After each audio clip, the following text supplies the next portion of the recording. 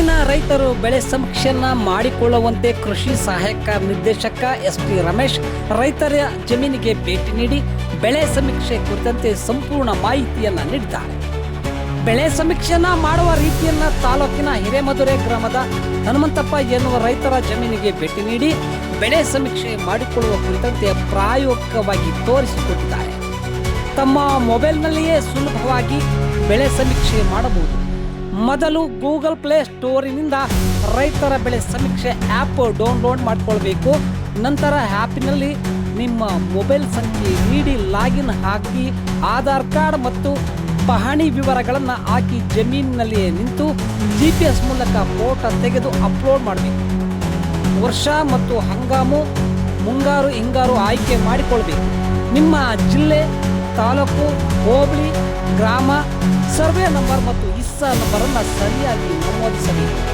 ನಿಮ್ಮ ಜಮೀನಿನಲ್ಲಿ ನಿಂತು ಆ್ಯಪ್ ಮೂಲಕವೇ ನಿಮ್ಮ ಜಮೀನಿನಲ್ಲಿ ಬೆಳೆದಿರುವ ಬೆಳೆಯ ಫೋಟೋವನ್ನು GPS ಆನ್ ಮಾಡಿ ಸ್ಪಷ್ಟವಾಗಿ ತೆಗೆಯಬೇಕು. ಬೆಳೆ ವಿವರಗಳನ್ನು ಭರ್ತಿ ಮಾಡಿ ಮಾಹಿತಿಯನ್ನು ಯಶಸ್ವಿಯಾಗಿ ಸಬ್ಮಿಟ್ ಮಾಡಬೇಕು.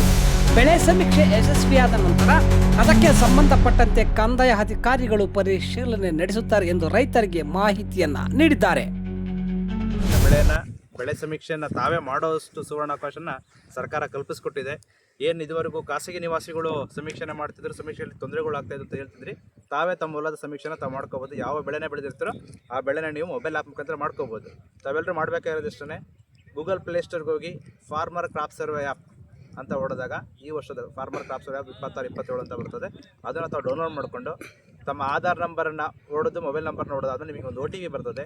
OTPಯನ್ನು ಲಾಗಿನ್ ಅದಕ್ಕೆ ಹಾಕ್ಬಿಟ್ಟು ನೀವು ಲಾಗಿನ್ ಆಗಿಬಿಟ್ರೆ ಅದಾಗಿ ತಮ್ಮ ಜಮೀನ ಒಳಗಡೆ ಬಂದುಬಿಟ್ಟು ಆ ಗ್ರಾಮದ ಎಲ್ಲ ಮಾಸ್ಟರ್ ಡೌನ್ಲೋಡ್ ಡೇಟಾನ ಅದು ಡೌನ್ಲೋಡ್ ಮಾಡ್ಕೊಳುತ್ತೆ ಆಟೋಮೆಟಿಕಲಿ. ಇಲ್ಲಾಂತ ತಾವೇ ಮಾಡ್ಕೋಬೋದು. ಬಂದ್ಬಿಟ್ಟು ಬೆಳೆ ಮಾಹಿತಿನ ಅಪ್ಲೋಡ್ ಮಾಡಿ ಅಂತ ಕೇಳುತ್ತೆ. ತಾವು ಜಸ್ಟ್ ನಾವೀಗ ಒಂದು ಹನುಮಂತಪ್ಪರ ಜಮೀನಿಗೆ ನಾವು ಬಂದಿದ್ದೀವಿ. ಇವರಿಗೆ ನಾವು ಡೆಮೋ ಕೂಡ ತೋರಿಸ್ತಾ ಇದ್ದೀವಿ.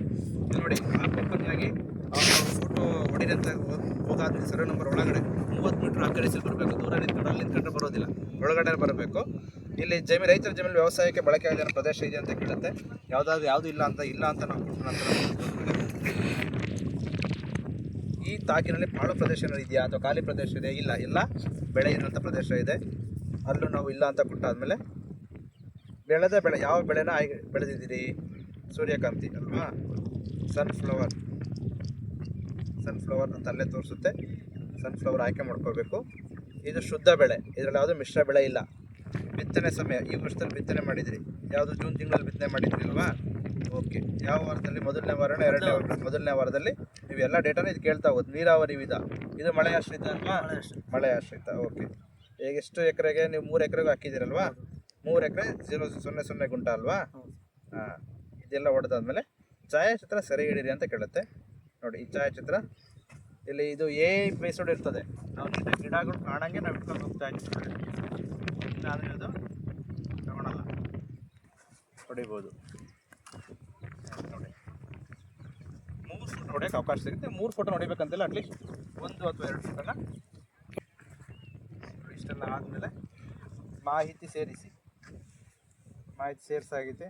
ವಿವರನ್ನು ಉಳಿಸಿ. ನೋಡಿ, ಸೂರ್ಯಕಾಂತಿ ಬಂತು, ಸಮೀಕ್ಷೆ ಆಯಿತು. ಇದು ನಿಮ್ಮ ಭಾಗದ ಬೆಳೆ ಸಮೀಕ್ಷೆ ಮಾಡಿದ ನಂತರ ಆ ಭಾಗಕ್ಕೆ ಆಯ್ಕೆ ಇರೋದು ಸೂಪರ್ವೈಸರ್ಸು. ಯೂಶಲಿ ಸೂಪರ್ವೈಸರ್ಸು ಅಥವಾ ಮೇಲ್ವಿಚಾರಕರು ಕೃಷಿ ಇಲಾಖೆ, ಕಂದಾಯ ಇಲಾಖೆ, ತೋಟಗಾರಿಕೆ ಇಲಾಖೆ ಇರ್ತಾರೆ. ಅವರಿಗೆ ಅವ್ರ ಲಾಗಿನಿಗೆ ಹೋಗುತ್ತೆ.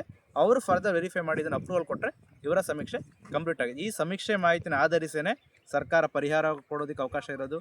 ಬೆಳೆ ವಿಮೆ ಪರಿಹಾರ ಕೊಡೋದಕ್ಕೆ ಅಥವಾ ಬೆಂಬಲ ಬೆಲೆ ಖರೀದಿ ಯೋಜನೆಯಲ್ಲಿ ನಾವು ತಮ್ಮ ಉತ್ಪನ್ನಗಳನ್ನ ಖರೀದಿ ಮಾಡ್ಕೊಳ್ಳೋಕ್ಕೆ ಈ ಒಂದು ಬೆಳೆ ಮಾಹಿತಿ ಡೇಟಾವನ್ನೇ ಆಧಾರ ಇಟ್ಕೊಂಡಿರೋದ್ರಿಂದ ಎಲ್ಲರೂ ಕೂಡ ಬೆಳೆ ಸಮೀಕ್ಷೆ ಕಡ್ಡಾಯವಾಗಿ ಮಾಡ್ಕೊಳ್ಬೇಕಂತ ಈ ಮೂಲಕ ಕೇಳ್ಕೊತೀನಿ.